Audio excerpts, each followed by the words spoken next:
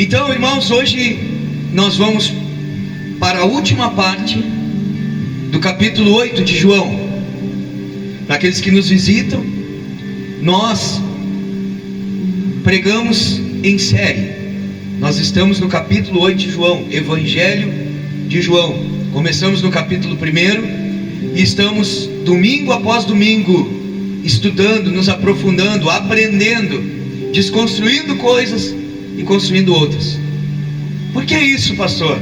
Isso foi uma direção que Deus nos deu em torno de uns 2 anos, e nós queremos ser aqueles que realmente, mesmo que a Bíblia nos confronte, que elas venham muitas vezes chacoalhar com as nossas vidas, nós não queremos endurecer o nosso coração.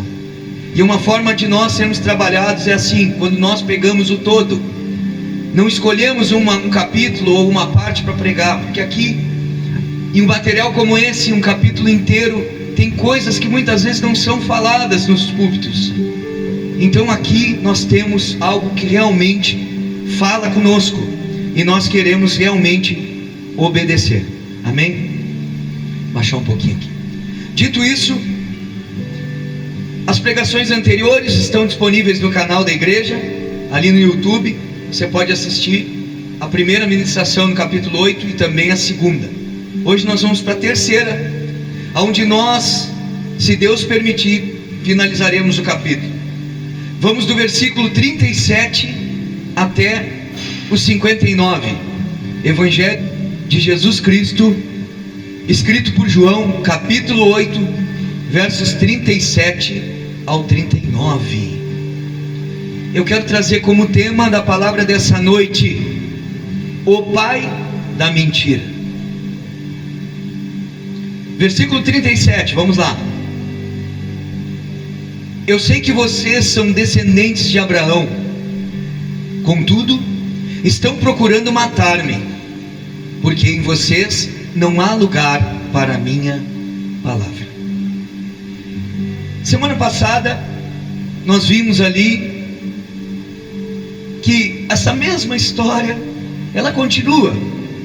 Esse mesmo embate de Jesus pregar a palavra, realmente mostrando as verdades que Deus tinha predito sobre a sua vinda, falando daquilo, e não só falando, mas também vivendo da forma pela qual Deus espera que um cristão, ou que um homem realmente que é de Deus viva. E Jesus era perfeito, não havia falhas, não havia pecados. Só que havia aqui um problema no coração desses homens, de um coração endurecido, de realmente não reconhecer e não receber essa palavra. Ele começa aqui, nesse primeiro versículo que nós lemos, ele fala da descendência de Abraão. Ou seja, o que eles estavam falando? Olha, Jesus disse para eles: eu sei que vocês são descendentes de Abraão, vocês são herdeiros humanos de Abraão, vocês são dessa mesma linhagem carnal de Abraão. Mas aí ele diz: mas vocês só serão descendentes espirituais desse mesmo Abraão se vocês tiverem fé. Porque Abraão creu, e isso foi lhe imputado como justiça. A palavra de Deus fala sobre isso. No entanto, em vez de confiar em Jesus para terem seus pecados perdoados, esses líderes judeus, eles queriam o quê? Matá-lo. Eles ouviram a palavra, mas não creram na mesma. E foi por isso que eles não conheceram a verdade. Ou seja, o versículo 31 que nós lemos semana passada, que acaba no 32, lembram? Onde nós falamos no 32 que diz: e conhecereis a verdade vos libertará. Mas no 31 ele diz: permaneçam na minha palavra. Ou seja, não basta somente um dia, ou em algum momento, eu ouvir da verdade, conhecer a verdade, se eu não permanecer nela. E até o tema da palavra de semana passada era: o que adianta conhecer a palavra sem conhecer a verdade? Então aqui continuava, Jesus continuava falando para eles: olha, vocês não dão lugar para a palavra. Aí isso, irmãos, a gente tem que pensar, e como que nós, às vezes nós olhamos para eles, mas como que esses homens, eles tendo todas as evidências, tendo um Jesus puro, santo, alguém irretocável, irrepreensível, alguém perfeito, diante deles eles não aceitaram. E muitas vezes nós temos todos os relatos, nós conhecemos toda a história, nós sabemos desde o início do Gênesis, quando Deus começa a mostrar todo o seu plano apontando para Cristo. Temos todas as informações. E como eu e você temos tratado a palavra? Como que eu e você tratamos a palavra de Deus? Aí muitos devem estar pensando: eu trato com seriedade. Será? Eu trato com interesse. Será? A palavra de Deus, ela deve ter um lugar interno em nós, ou seja, um lugar onde ela ocupa em nosso coração uma importância tremenda. Aonde? Em nosso coração. Porque não há como crescer em fé se eu não guardar a palavra. A palavra de Deus diz, e lá o salmista diz: guardei a tua palavra em meu coração para não pecar contra ti. O mesmo Davi diz: lâmpada para os meus pés é a tua palavra e luz para o meu caminho. Então olha como realmente a palavra de Deus, ela é um alimento, e ela é algo que realmente precisa estar realmente registrado, carimbado, fixado em nossos corações. A palavra de Deus, ela deve ter um lugar de grande honra. Entre a palavra de Deus e a tua palavra, honre a Deus. Entre a palavra do homem e a palavra de Deus, honre a palavra de Deus. A palavra de Deus, ela também deve ter um lugar de confiança. Ou seja, eu confio nela, eu acredito nela, eu me movo nela. A palavra de Deus também deve ter um lugar de amor. Ou seja, eu tenho que ter amor por ela. Quantos aqui passam uma semana? Deixa eu falar uma coisa aqui, aqueles que são casais aqui, namorados, casados, ou que já tiveram, hoje não tem companheiro ou companheira. Deixa eu te falar, e você tinha vida cotidiana de relacionamento, você vendo a tua namorada ou teu namorado, você beijava, você abraçava, você tinha interesse em trocar carícias, em trocar carinho, demonstrar carinho, demonstrar amor. E muitas vezes nós, como que nós agimos? Dizemos que amamos a palavra, mas só abrimos ela quando viemos para o culto. Só acessamos a palavra quando muitas vezes o pastor diz: abre em tal lugar. A palavra de Deus, ela precisa ter um lugar de amor. Ou seja, eu preciso amar a palavra. Eu preciso ter apreço pelas escrituras. A palavra gera vida. A palavra dá direção. A palavra norteia as nossas ações. A palavra é bússola. A palavra é orientação. E essa palavra também, ela deve ter um lugar permanente. Ou seja, estar sempre em mim. Eu tenho que permanecer nessa palavra. Sabe que a forma como nós tratamos a palavra e o que ela diz mostra quem realmente é o nosso Pai, irmãos. Era isso que estava sendo falado aqui. Vocês estão renunciando, ou melhor, rejeitando, perdão. Vocês estão rejeitando a mim. Quem rejeita a mim, rejeita o Pai. Era o que Jesus estava falando. Vocês não conhecem o Pai, porque se vocês conhecessem o Pai, vocês iam me aceitar, iam me receber, iam me conhecer. Então a forma que eu e você tratamos a palavra e o que ela diz mostra quem realmente é o nosso Pai. Você rejeita a palavra? Você está realmente dando ouvidos para a palavra de Deus? Aí vamos juntos, 38 e 39. Ele diz assim: eu lhes estou dizendo o que vi na presença do Pai, e vocês fazem o que ouviram do Pai de vocês. Olha só, Jesus fala que estava falando para eles o que ele viu na presença do Pai. E eles, aqueles religiosos, aqueles homens que estavam ali rejeitando, eles fazem o que ouviram o pai deles fazer. Estamos falando de dois pais. Jesus, ele tinha o pai que era Deus, e esses homens tinham um outro pai, que nós vamos ver quem é. Versículo 39, eles dizem: Abraão é o nosso pai. Responderam eles, disse Jesus: se vocês fossem filhos de Abraão, preste atenção, fariam as obras que Abraão fez.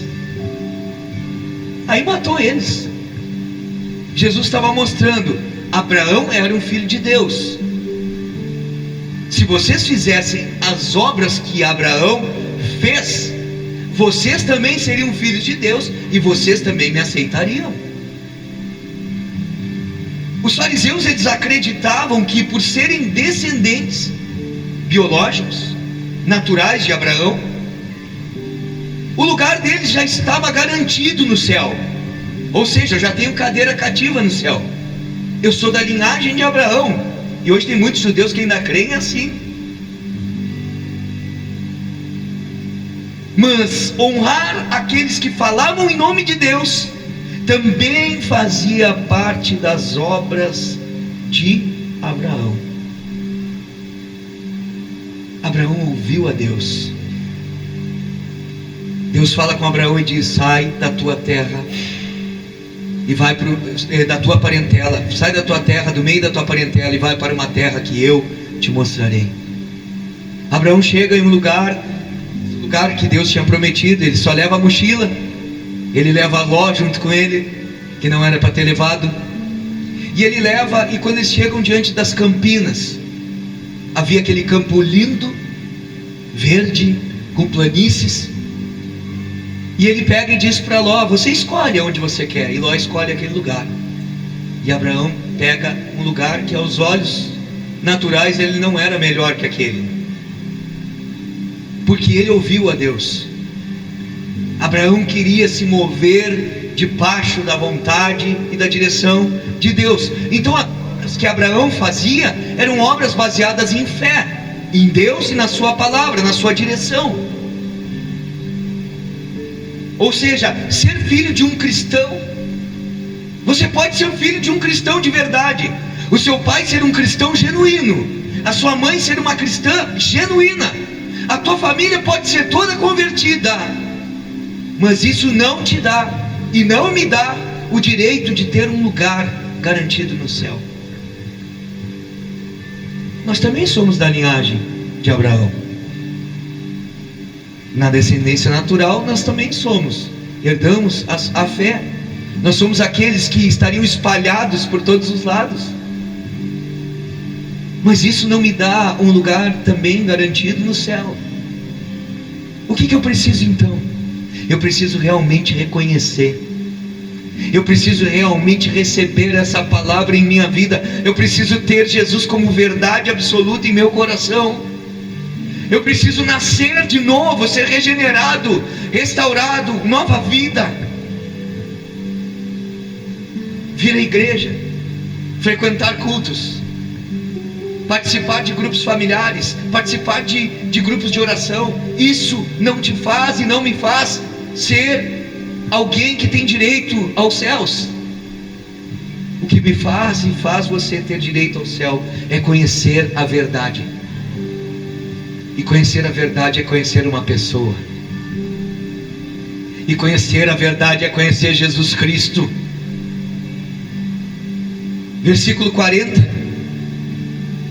Mas vocês estão procurando matar-me, sendo que eu lhes falei a verdade que ouvi de Deus.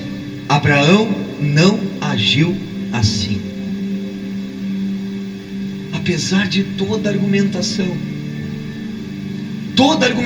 de Jesus, aqueles homens queriam ainda o quê? O que eles queriam com Jesus? O que eles queriam fazer em Jesus, irmãos? Matá-lo. Por quê? Porque as obras deles não tinham nada a ver com as obras de Abraão, e por essa razão eles não eram filhos dele. O que eu aprendo aqui, irmãos? O que nós aprendemos como igreja com isso? Uma pessoa, quando tem um coração decidido, quando seu coração está fechado, nem o melhor argumento é capaz de mudar a sua decisão. Te pergunto, será que existe alguém mais capacitado, com o melhor argumento, com uma melhor prova e um testemunho do que Jesus? Existe? E esses homens rejeitaram. Aprenda isso. Muitas vezes lançar a pérola aos porcos é realmente isso. É quando você está perdendo tempo com alguém que já decidiu em seu coração que quer o mundo, que decidiu que quer virar tudo. Não perca tempo, somente ore por ela.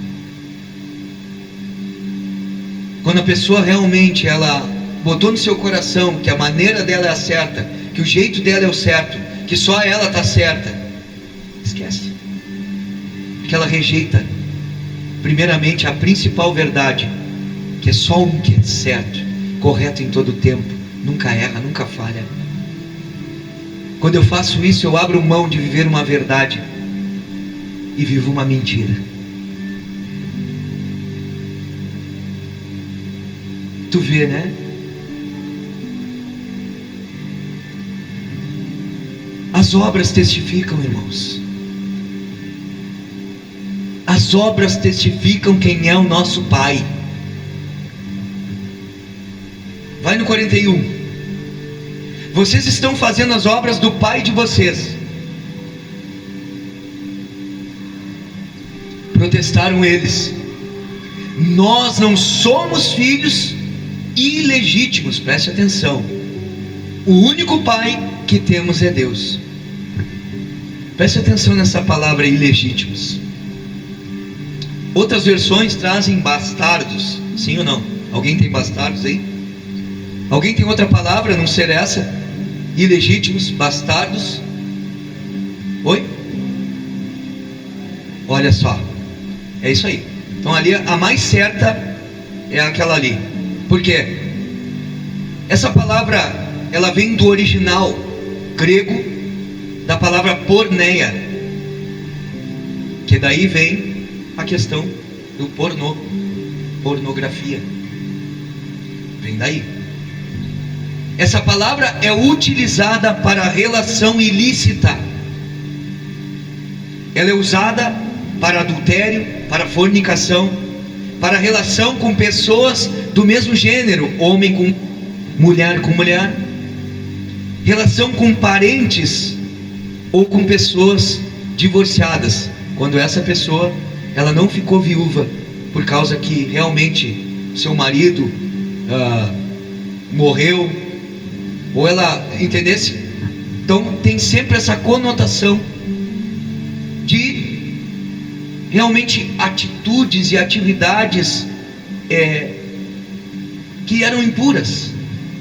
Então eles estão dizendo: nós não somos nascidos de prostituição, ou seja, nós somos legítimos, nós não somos filhos ilegais ou fora daquela coisa certa, da maneira correta. Nós não fomos gerados na prostituição ou na relação ilícita. Nós somos realmente filhos de Deus. Era isso que eles estavam dizendo.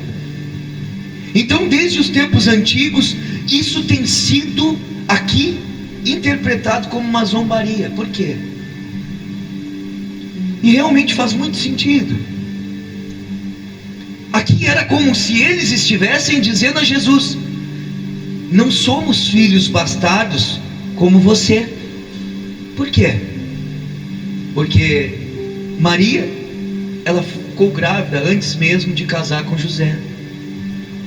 Então havia entre aqueles ali, porque sempre tem fofoqueiros, viu, irmãos? Desde aquele tempo, sempre tem gente que inventa mentira, desde aquele tempo. Então essa mentira foi disseminada naquele tempo, de que Maria e José tinham feito algo errado. Ou seja, o que eles tinham feito? Eles tinham feito o ato sexual de fora da aliança, fora do casamento. Então isso era um ataque a Jesus. Ou seja, você está dizendo que nós não somos que nem tu. Você tem a fama de ter vindo disso, nós não.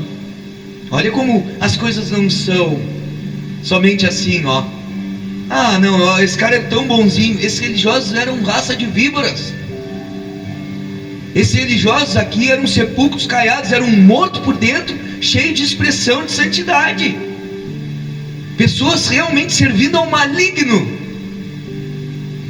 Cuidado, que muitas vezes tem pessoas que servem ao maligno com vestes e com roupagens, com palavras que são de crente. Cuidado. O versículo 42 diz assim: então Jesus, ele sofreu essa perseguição por muitos anos, irmãos.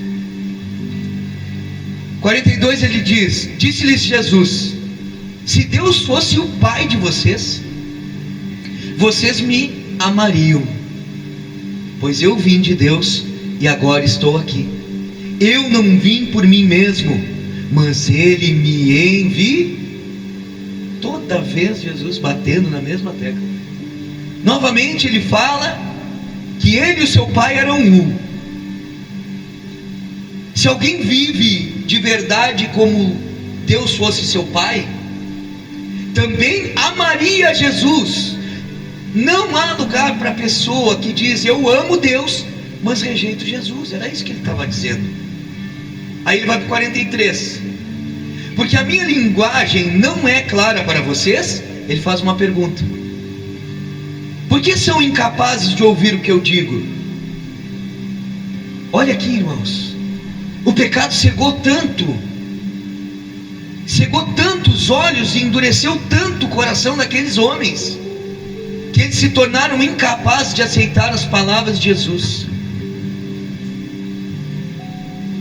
E cuidado, irmãos, que é um problema ter uma mente cauterizada. O que é uma cauterização? Quando você vai lá, tem um abscesso na sua pele, vamos botar que seja uma verruga, você cauteriza, você queima ela, você elimina ela, depois volta ao normal. Então isso significa pessoas que têm a sua mente cauterizada, ou seja, ficou daquela maneira, fixou daquele jeito, e a pessoa não mais é sensível. Mas essa sensibilidade não é de um dia para o outro. Essa dureza, ela não vem. Note que quantas pessoas elas têm convívio com a igreja, quantas pessoas elas viveram e vivem coisas intensas. Eu conheço pessoas que hoje, irmãos, que serviram a Deus e que realmente mostraram fruto, que realmente tiveram uma vida transformada por Deus, realmente mostravam que o que acontecia?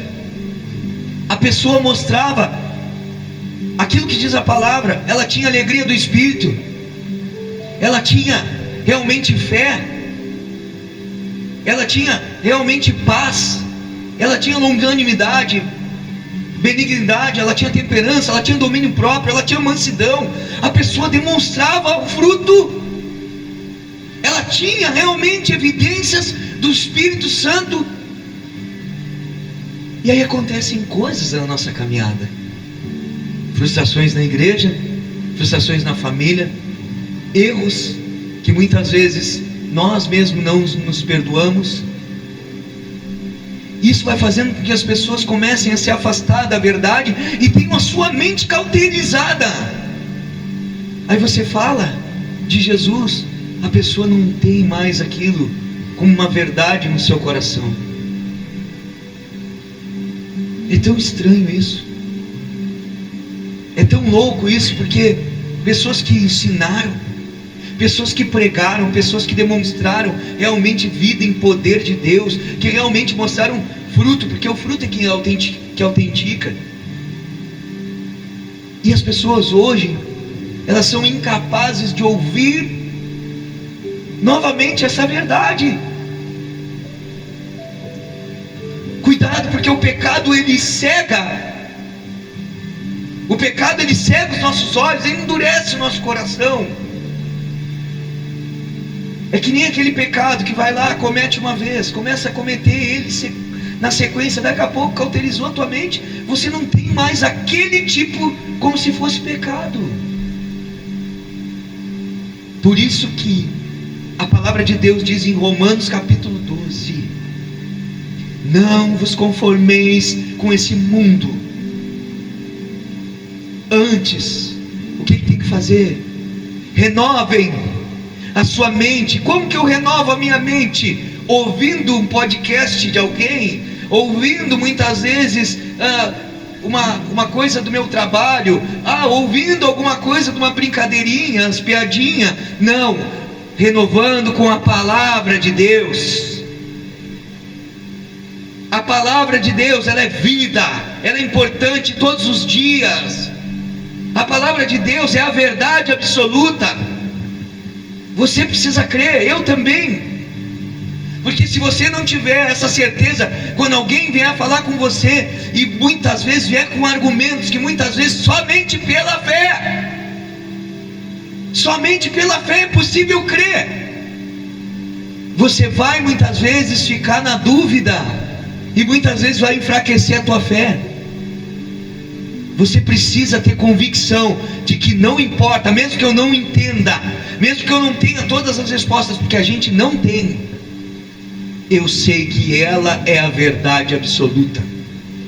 Isso tem que ser irredutível, imutável dentro de nós. Pessoas que questionam a bondade de Deus, pessoas que perguntam onde está Deus quando está acontecendo isso ou acolá, aquele outro negócio, que botam em xeque a bondade, que botam diante de um Deus que, como se Deus estivesse feliz com a forma que o humano vive, com a forma que o pecado domina os corações, como se Deus estivesse ali aplaudindo, como se Deus não se entristecesse. Deus se entristece sim. O pecado, mas a tristeza de Deus, no sentido que nem a gente falou, e entramos num contexto aqui, não sei se foi aqui ou foi no grupo familiar. Entristecer é uma força de expressão, porque Deus ele permanece sempre do mesmo jeito, mas ele olha para o seu filho e vê um filho realmente passando luta, necessidade, adversidade. Da mesma forma que Jesus chorou quando morreu ali seu amigo Lázaro, Jesus também mostrou que realmente tem importância o que nós sofremos. Só que a tristeza dele é diferente da nossa, a maneira. Agora, como que eu e você vamos reagir, irmãos? Quantas pessoas vêm domingo após domingo aqui e a gente fala as coisas, sexta após sexta, a gente desce daqui, já estão falando coisas contrárias, irmãos, por favor.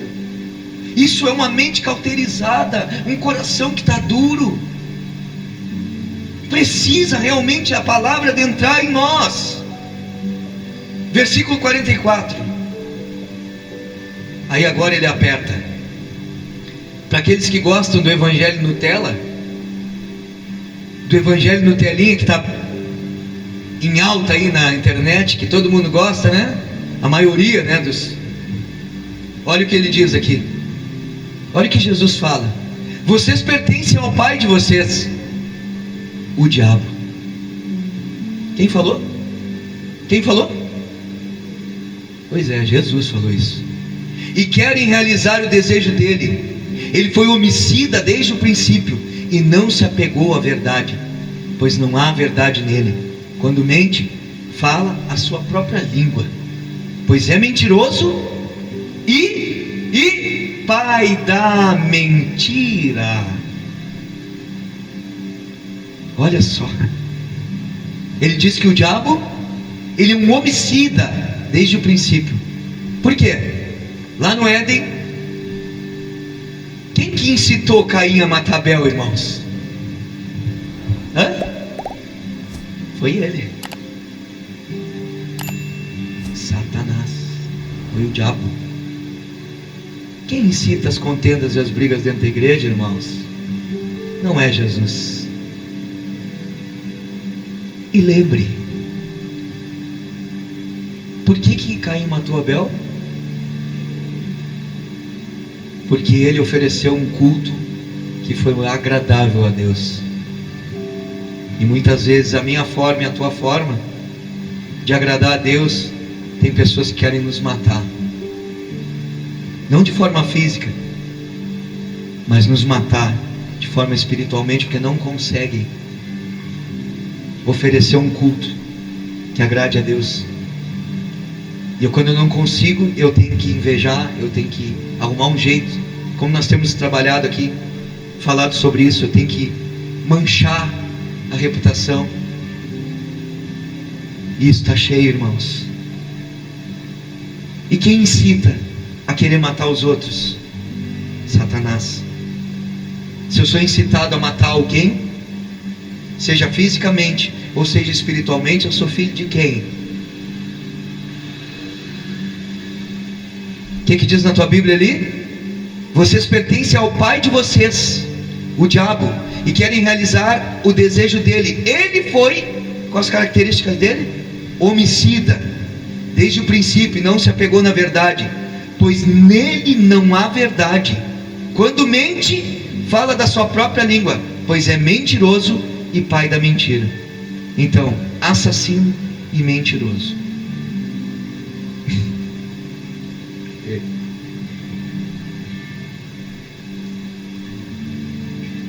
E quando ele fala que ele não permaneceu na verdade, é uma possível referência à queda de Satanás. Aí tem o texto de Isaías 14:12, quando ele foi lançado dos céus, que muitos atribuem que seja Satanás. A gente não tem uma certeza absoluta, mas bate muito certo com tudo aquilo que a gente ouve. Mas que uma coisa é certa, que ele se rebelou contra Deus, e ele realmente, nele não há verdade, porque ele é o pai da mentira. A palavra de Deus, Jesus Cristo, já está afirmando. No Éden, quando Adão e Eva pecaram, o que ele fez? Ele contradisse de maneira ali escancarada a palavra de Deus. Está em Gênesis capítulo 3, versos 3 e 4, e Gênesis 2:17. O que ele fez? Ele lançou mentiras. Essa é a linguagem. Essa é a linguagem do diabo: mentira, enganação. Ou seja, se você comer daquele fruto, você vai ser como Deus, você vai ser igual a Deus. Você vai conhecer como Ele conhece, você vai conhecer o lado bom e o lado ruim. Você vai conhecer o bem, você vai conhecer o mal. Mentira. Ele enganou, ele mentiu. Sabe aquelas pessoas que muitas vezes usam a vida, aquela forma religiosa, usam aquela forma espiritual, muitas vezes para trazer uma sementinha, que usam uma meia verdade bíblica e colocam e lançam uma mentira no meio, para que a gente... irmãos,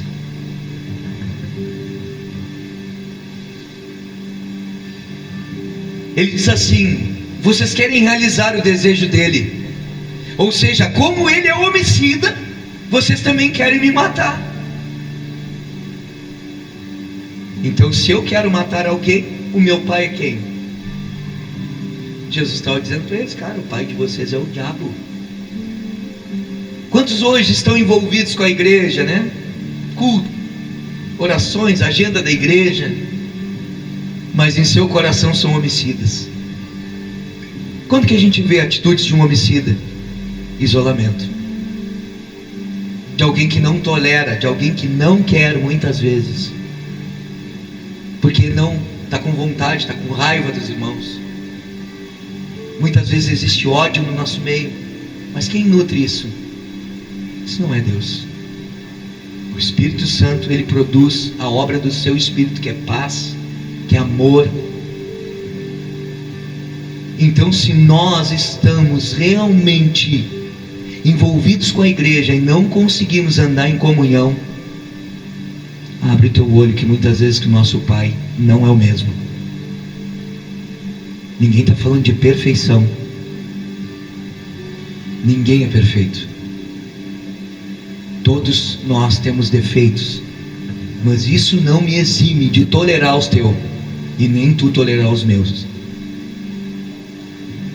E nós dois buscarmos a transformação em Jesus Cristo. Isso é igreja. Isso é igreja.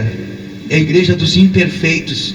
Se você vem para a igreja, você entende que você é um imperfeito irmão.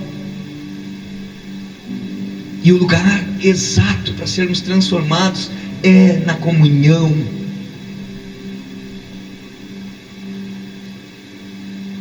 E essas coisas, elas vêm de um desejo natural dentro de um coração. Nós temos uma natureza pecaminosa dentro de nós. E o que o diabo quer fazer, o que? É incitar elas. Ele quer gerar competição. Ele quer gerar disputa. Ele quer gerar quem é melhor, quem é o maior. Quando os discípulos tiveram aquela bela ideia de perguntar assim: quem é o maior de nós? Quem você acha que deu?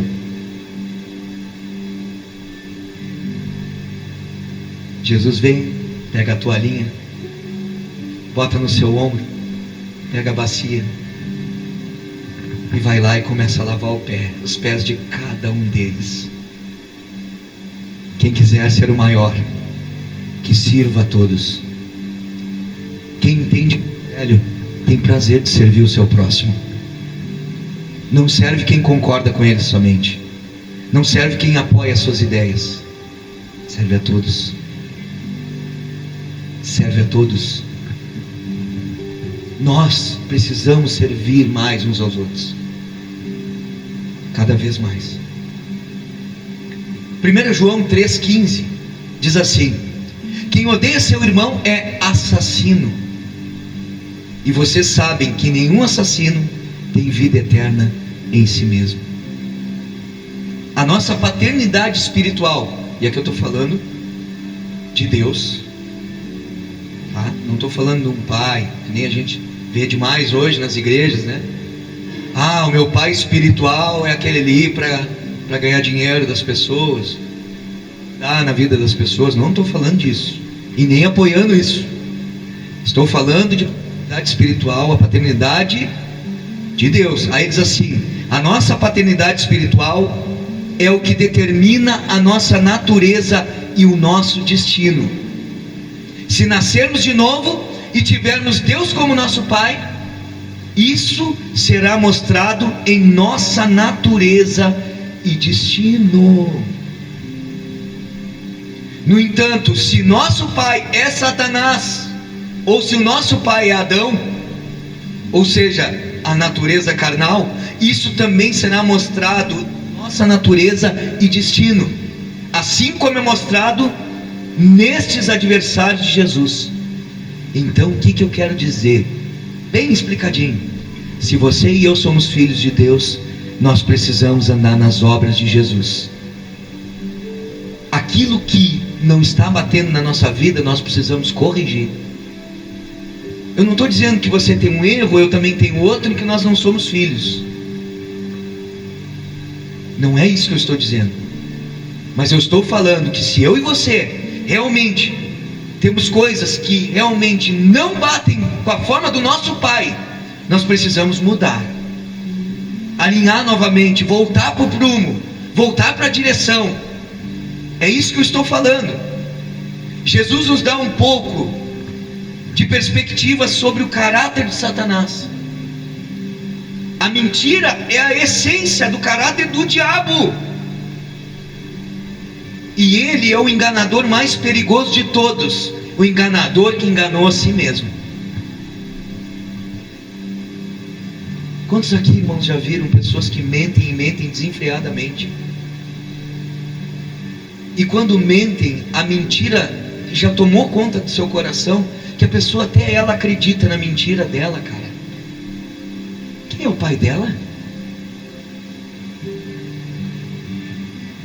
Ah, mas é necessário, eu tive que mentir. Não, você não precisa mentir. Ah, mas eu tive que mentir porque esses dias eu conversando com uma pessoa, e a pessoa deu um migué lá numa outra lá, porque não podia dizer para ele, né? Porque que eu disse, não, era para ter falado a verdade. Não precisa dar migué, não precisa inventar desculpa. Seja o seu falar sim, sim, e não, não. O que vem depois disso é do maligno.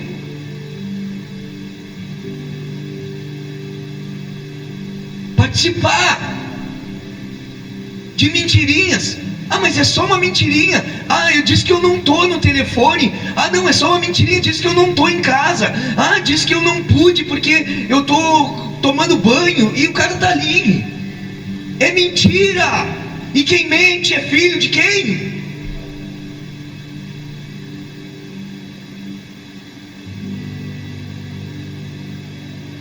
A gente precisa realmente levar a palavra a sério.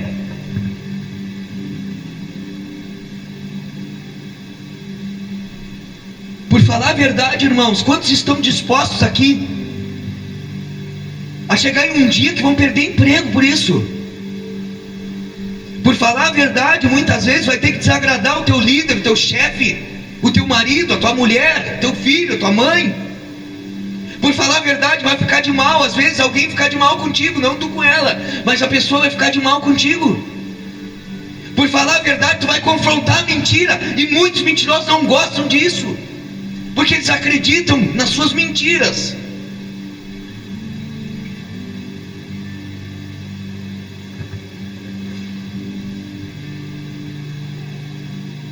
A verdade.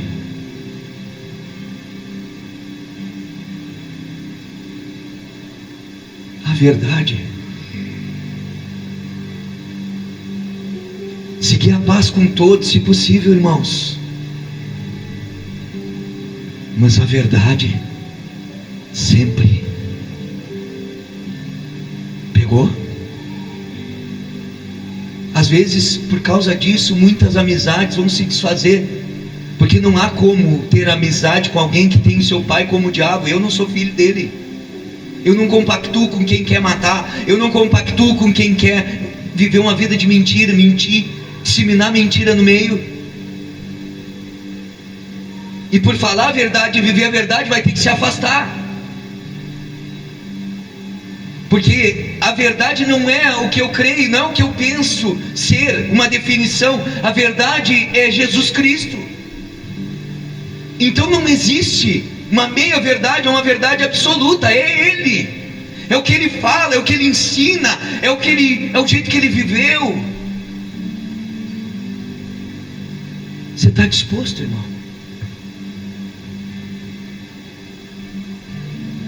Você está disposto a abrir mão de certas coisas que você até mesmo tem bens, tem valores a lucrar que você sabe que não estão corretos? Quantas pessoas receberam dinheiro do governo na pandemia, na cara dura, e não precisavam? Isso foi uma das coisas que eu falei para minha esposa. Eu digo, eu não quero mesmo, porque eu não preciso. Ainda bem que nega o CPF. E hoje estão tendo que devolver. E bem feito. Ai, pastor, bem feito. Para quê? Para que o coração se infle, compre bobagem. Um monte de gente comprava um monte de bobagem que nem precisava. Não é meu mesmo, é do governo, vou gastar. Isso aí. Está fazendo igual a eles lá. É do povo. Não é meu mesmo, é do povo, eu vou gastar. É assim que eles pensam lá. Aquele monte de gado, né? Aí estão trabalhando para mim, estão produzindo impostos e eu estou aqui. Só muda o lado. A moeda tem dois. É que nem aquela pessoa que quando é a seu favor quer furar fila, mas quando alguém fura fica bravo. É quando uma pessoa que muitas vezes recebe um troco errado e não devolve. Recebeu a mais, não devolve, mas quando recebe a menos vai lá e reclama. Que verdade é essa, irmãos? Que Jesus é esse?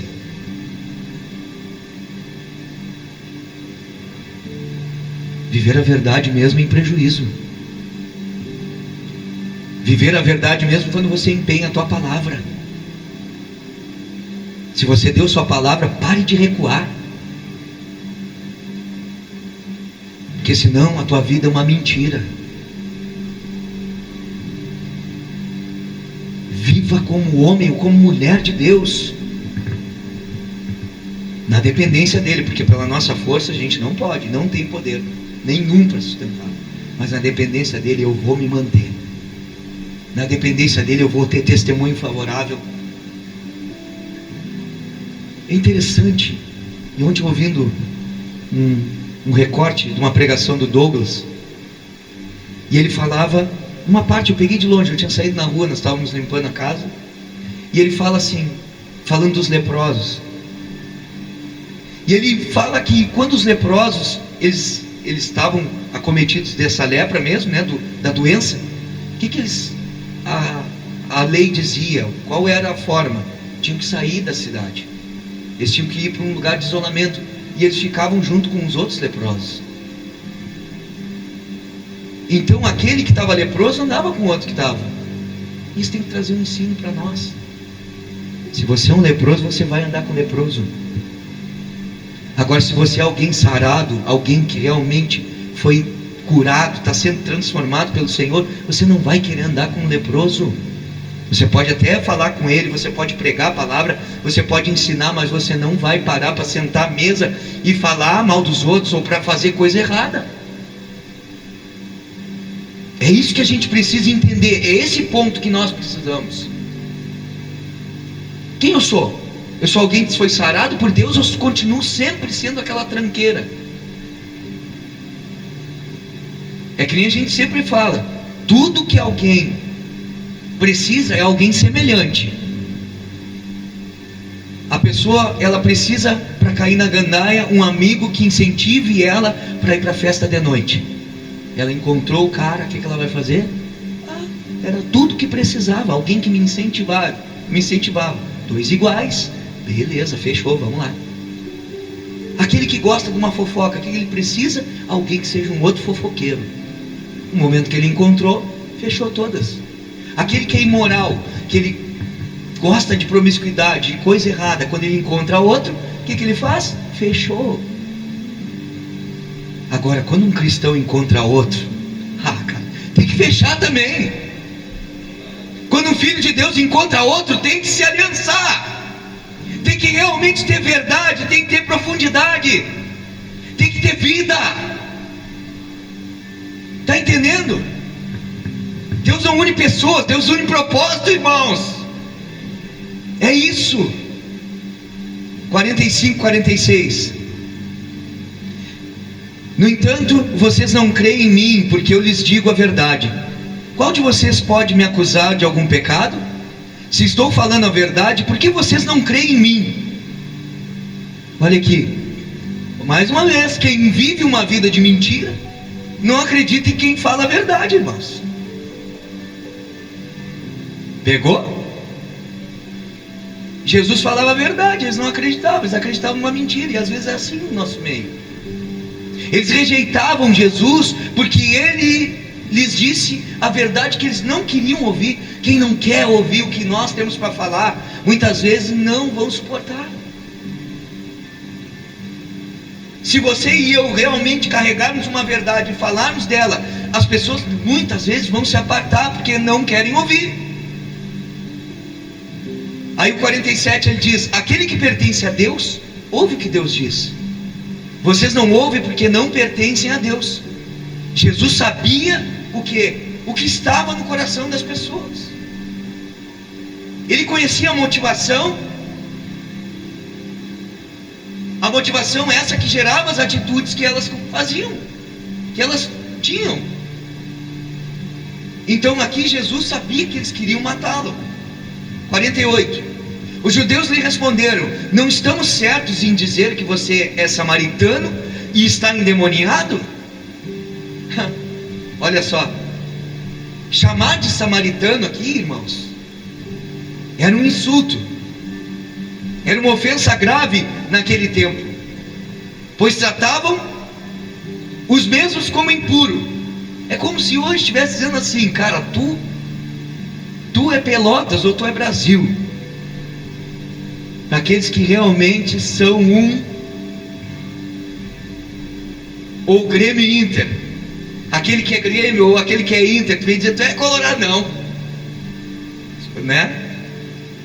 Era isso, tratavam ele, discriminavam ele, porque samaritano aqui era um insulto, era uma ofensa grave naquele tempo, pois tratavam eles como pessoas impuras, aqueles que eram mestiços, que tinham culturas dos povos pagãos. Então acabava que eles criam em Deus, mas criam nos deuses. Então eles eram vistos com maus olhos pelos judeus. Então uma forma de ofender um judeu era chamá-lo de samaritano, e por isso que eles falaram isso. 49. Disse Jesus: não estou endemoniado, pelo contrário, honro o meu Pai e vocês me desonram. Os líderes judeus, eles estavam desonrando Jesus. Embora aqui o destino deles dependesse de como receberiam a mensagem de Cristo. Nem por isso Jesus mudou. Jesus ainda estava tentando, insistindo com eles, mostrando que Jesus realmente tenta algo para que as pessoas o aceitem e o recebam. Olha a insistência. Olha o 50. Não estou buscando glória para mim mesmo, mas há quem a busque e julgue. Ele falava de quem? Do Deus Pai. Deus Pai é quem buscava a glória de Cristo, e que também julgaria aqueles que não o honrassem. Por isso que a palavra de Deus diz que ao nome de Jesus todo joelho se dobrará e toda língua confessará: o Pai o exaltou. 51 diz: asseguro-lhes que se alguém guardar a minha palavra, jamais verá a morte. Jesus, por sua graça, ele estendeu aos líderes judeus a promessa do perdão e da vida eterna. A expressão minha palavra aqui se refere ao que ele disse sobre si mesmo. Morte não se refere à morte física. Aqui ele está falando da morte espiritual, que é resultado da separação eterna de Deus. 52 e 53. Diante disso, os judeus exclamaram: agora sabemos que você está endemoniado. Abraão morreu, bem como os profetas, mas você diz que se guardar a sua palavra nunca experimentará a morte? Olha o 53. Você é maior do que nosso pai Abraão? Que eles tinham Abraão em autoestima, era um maioral. Ele morreu, bem como os profetas. Quem você pensa que é?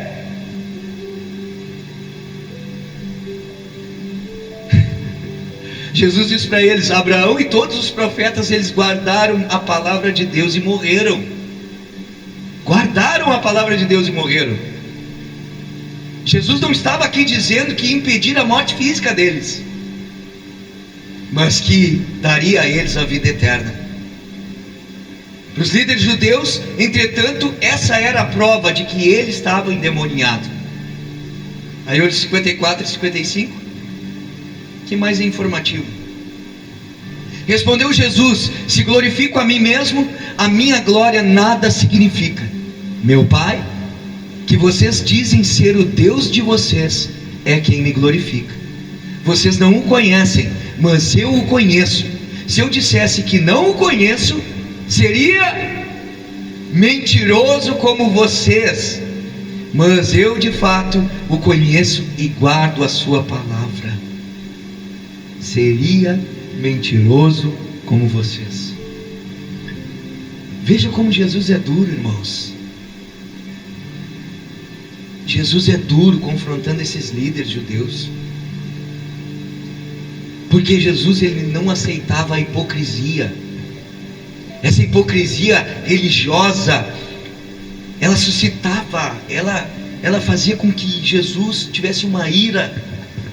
Jesus se irava com isso.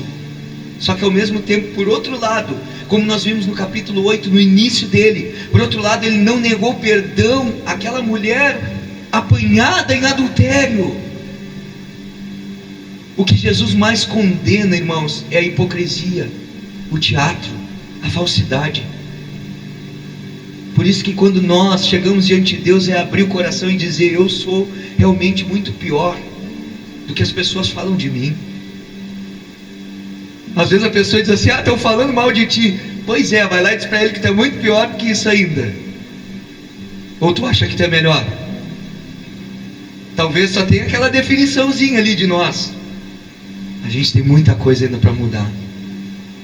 Se eu pensar que eu sou bom, eu me acho preparado e pronto. Eu tenho que sempre olhar para mim e ver que eu sou o pior dos pecadores. Como Paulo olhava: eu sou o pior dos pecadores. Eu sou aquele que eu sei de onde Jesus me tirou e de onde Ele tem me tirado, o quanto Ele tem mexido, o quanto Ele tem movido meu coração. 56. Abraão, pai de vocês, regozijou-se, porque veria o meu dia. Ele o viu e alegrou-se. Aqui eu acredito que ele esteja falando que Deus... Está na hora de terminar, irmãos. Quando termina o fundo, está na hora de terminar. Viu? Acredito que aqui ele está falando quando Deus provê o carneiro substituto, aquele que foi ofertado no lugar ali de Isaac.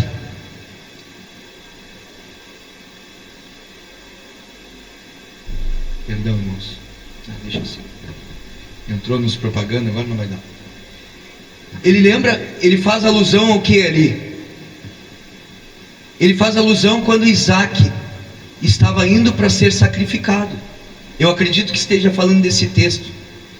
Ele viu o meu dia, ele viu e se alegrou. Ou seja, da mesma forma que Isaac foi substituído por aquele carneiro, nós tivemos Jesus que morreu em nosso lugar. Olha só. 57. Disseram-lhe os judeus: você ainda não tem 50 anos e viu Abraão? Agora, por que 50? Eu fiquei pensando, isso tem que ter alguma coisa aqui. O que eram os 50 aqui, irmãos? 50 era uma expressão utilizada porque era a idade em que os levitas, eles se aposentavam do seu trabalho. Números capítulo 4, versos 3. Então ele fala 50 anos porque aqueles que chegaram no final ali, eles tinham essa idade como aposentadoria.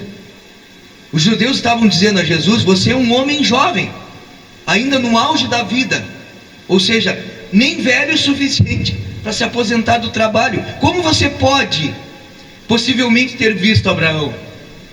Olha só. Mas o que Jesus estava dizendo, na verdade, foi que Abraão havia visto o dia dele, que é o que eu falei agora. Ou seja, sabendo que viria um Salvador para a humanidade, irmãos.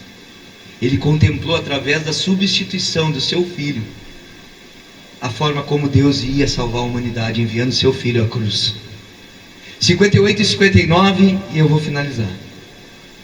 Respondeu Jesus: eu lhes afirmo que antes de Abraão nascer, eu sou. Então eles apanharam pedras para apedrejá-lo, mas Jesus escondeu-se e saiu do templo. Olha só a forma que ele encerra, com essa frase muito séria. Jesus disse a eles que era o Deus eterno. Qual frase? Essa aqui, que diz assim: então eles apanharam no 58. Respondeu Jesus: eu lhes afirmo que antes de Abraão nascer, eu sou. com essa frase séria, eles que eram o Deus eterno. Ele falou por 3 vezes dentro desse capítulo a mesma expressão, eu sou. Mas antes, existindo não somente durante o tempo de Abraão, mas antes pela eternidade passada, Jesus afirmou ser o grande eu sou, a voz do Deus da aliança de Israel, revelado na sarça em chamas. O que eles fizeram depois disso? Apanharam as pedras para apedrejá-lo. Só que aqui não era ainda chegada a hora, por isso que Jesus escapou, a hora que o Pai tinha determinado. Isso demonstra que os líderes religiosos entenderam perfeitamente o que Jesus queria dizer. Ele afirmou ser o Deus eterno, e eles consideraram isso como blasfemo. Eles sentiram que ele merecia a morte e pretendiam realizá-la naquele momento. E aqui encerra o capítulo. O que eu quero deixar de memorizado no nosso coração: a importância de guardarmos a palavra de Deus em um lugar especial, honrarmos a ela, amarmos a ela, guardarmos ela no nosso coração e entendermos que as nossas obras mostram quem é o nosso Pai. Se eu ando em obras que realmente, quando muitos cristãos, que muitas vezes têm vontade de matar, e às vezes matar pessoas no natural, cara, isso não pode ser um filho de Deus. E também de igual forma, matar de forma espiritual também não pode ser um filho de Deus. Da mesma forma de que diz também que aquele que se associa à mentira, não importa o tamanho, a dimensão. Eu não estou falando que um dia tu resbalou, mentiu, pede perdão, reconcilia e volta, mas não tenha uma vida de prática de mentira, onde você mesmo acredita já. Porque quem vive na prática da mentira tem como pai o diabo. Mentiu, vai lá e volta, te arrepende, se possível, volta atrás e fala a verdade. Se dá para consertar, faça isso. Amém? Em nome de Jesus, vamos ficar de pé. Essa é a palavra que eu tinha para a igreja nessa noite.